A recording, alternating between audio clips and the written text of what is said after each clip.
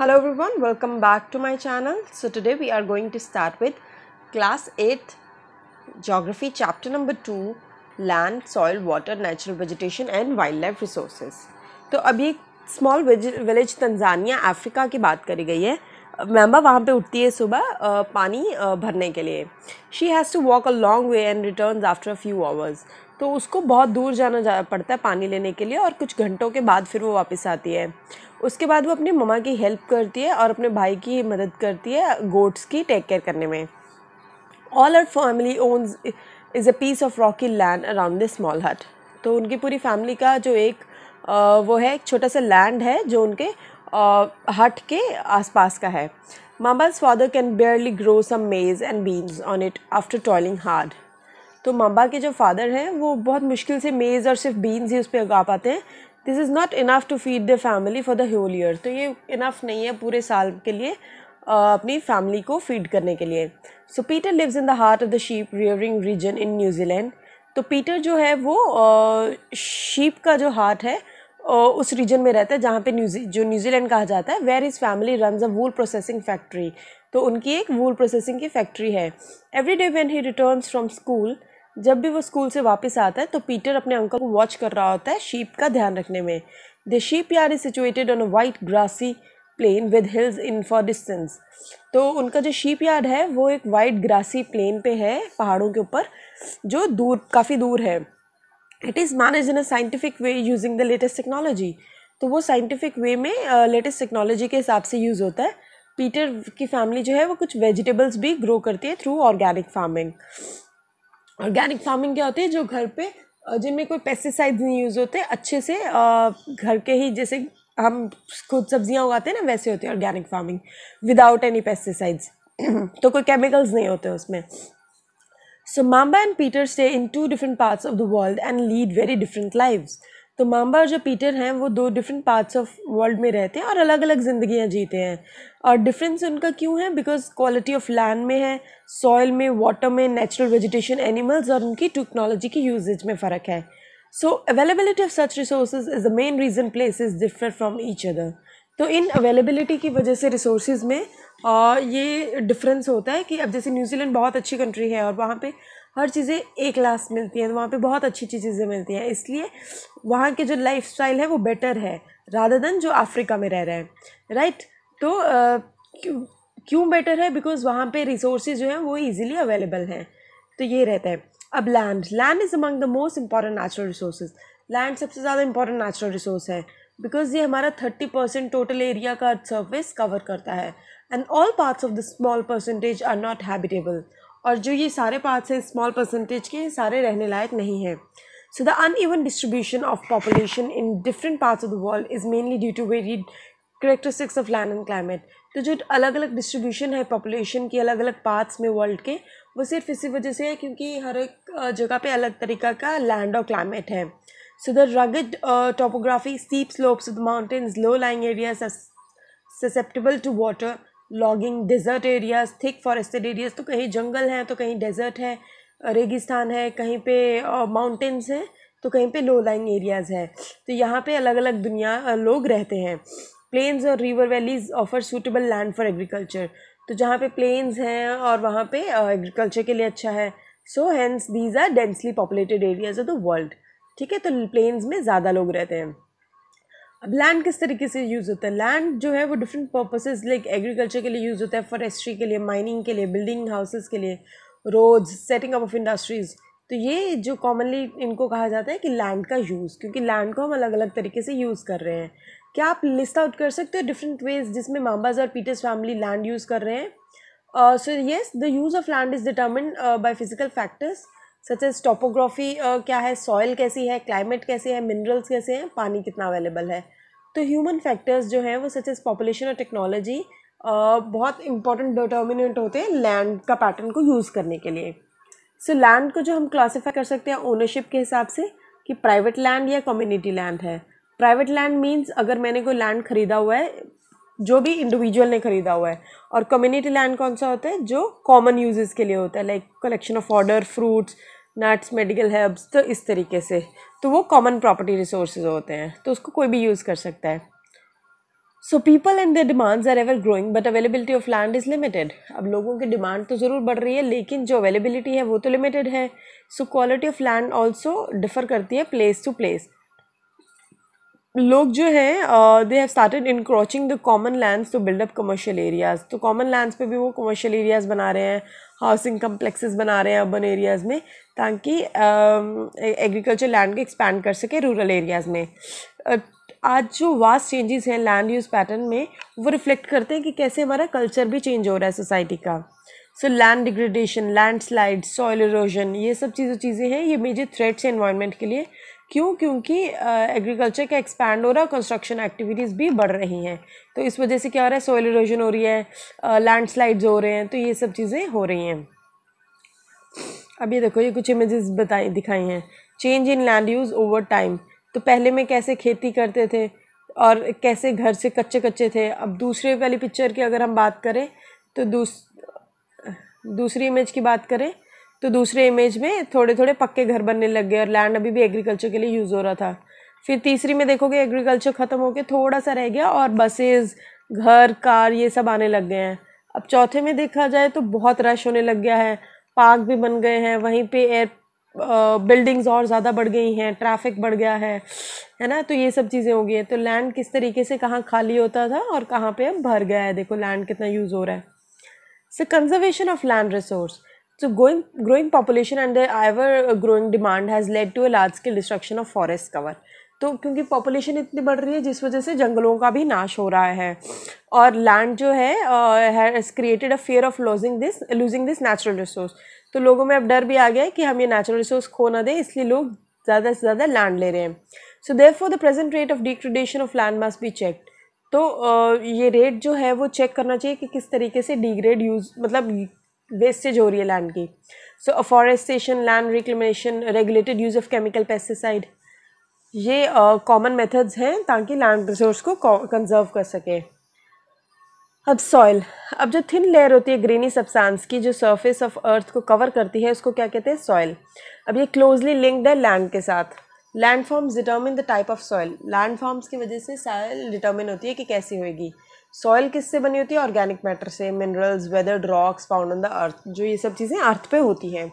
So this happens through the process of weathering. Weathering का एक process होता है जो क्या होता है कि रॉक्स को ब्रेकअप करके और डीके करके टेम्परेचर चेंज की वजह से तो उनमें वेदरिंग होती है, मतलब ब्रेकिंग अप हो जाती है रॉक्स की, ठीक है।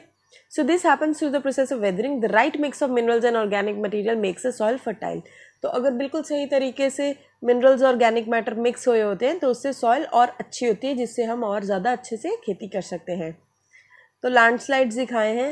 लैंडस्लाइड्स क्या होते हैं, जब अपनी लैंड जो है वो किसी रीज़न की वजह से खिसक जाती है तो उससे भी नुकसान होता है। तो ये कुछ केस स्टडी है, ये आप पढ़ सकते हैं।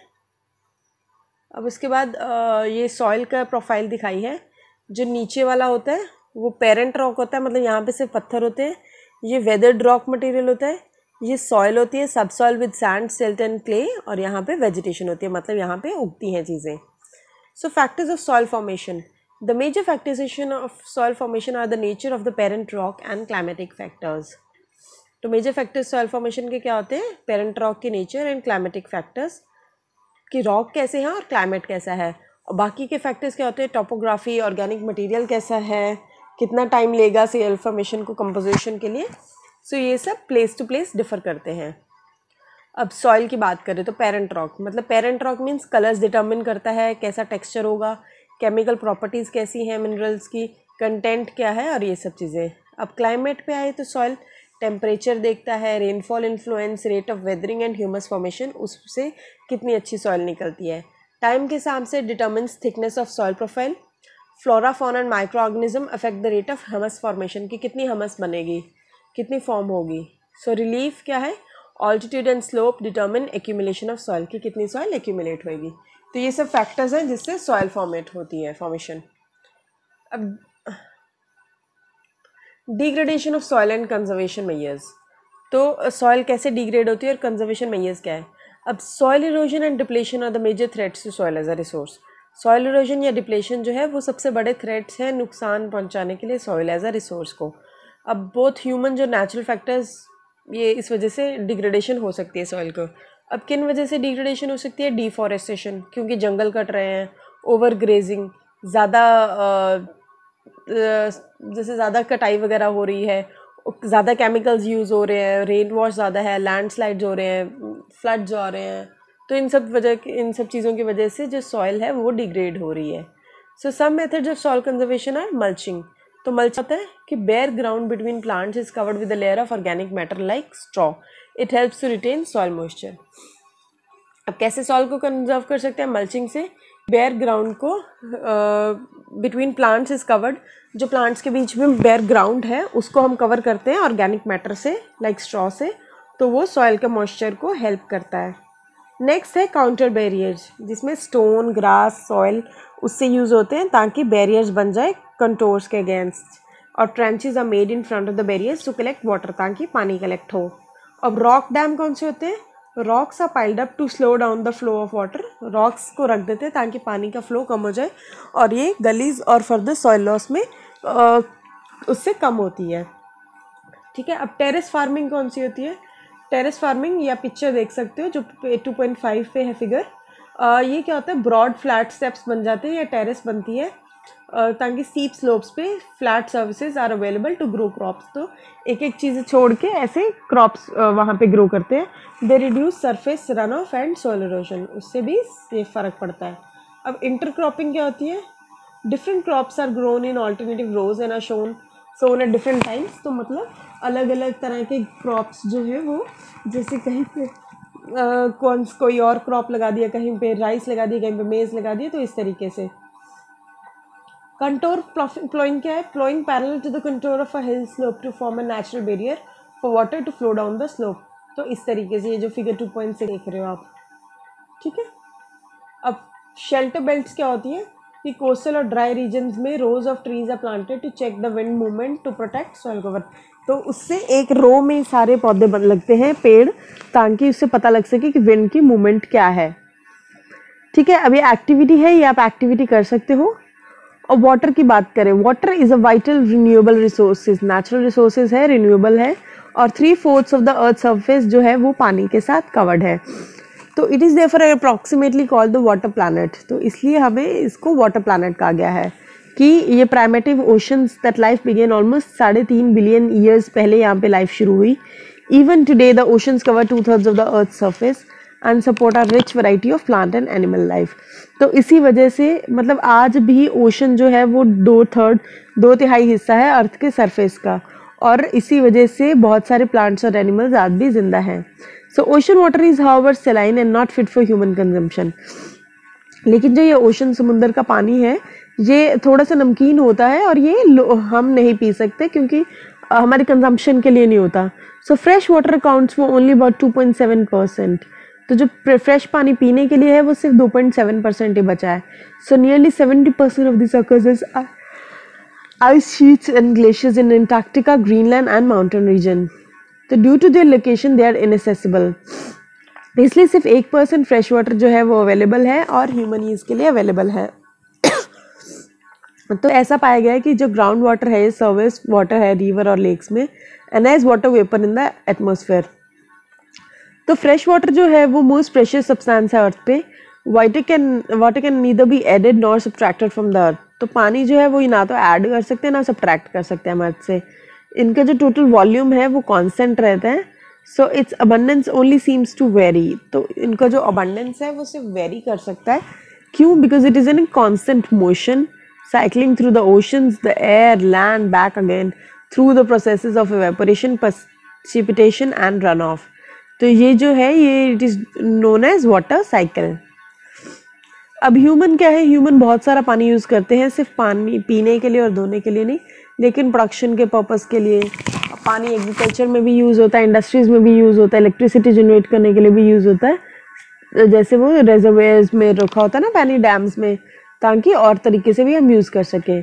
अब पॉपुलेशन जैसे जैसे बढ़ रही है, फूड की भी डिमांड बढ़ रही है और कैश क्रॉप्स की भी।